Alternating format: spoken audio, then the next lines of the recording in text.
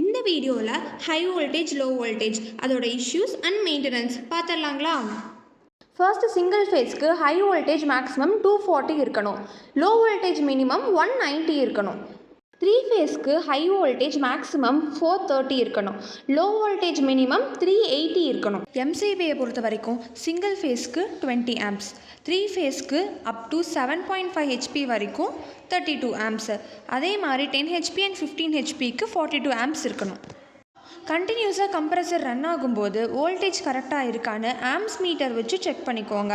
இப்போது இண்டஸ்ட்ரியில் ஃப்ளிக்கரிங் மாதிரி சிம்டம்ஸ் வரும்போது கம்ப்ரஸரோட எம்சிபியை ஆஃப் பண்ணணுங்க. 3 ஃபேஸ் யூஸ் பண்ணுறவங்க கிட்ட எல்லாமே இண்டஸ்ட்ரியல் கெப்பாசிட்டர் கண்டிப்பாக இருக்கணும்.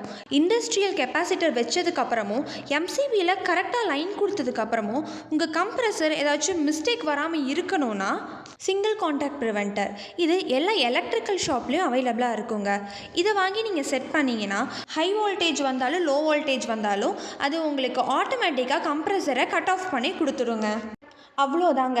இதெல்லாம் நீங்கள் ஃபாலோ பண்ணிங்கன்னா ஸ்டார்ட்ரோ மோட்ரோ காயிலோ காண்டாக்டரோ உங்களுக்கு எதுவுமே போகாது, லாங் லைஃப் வரும்.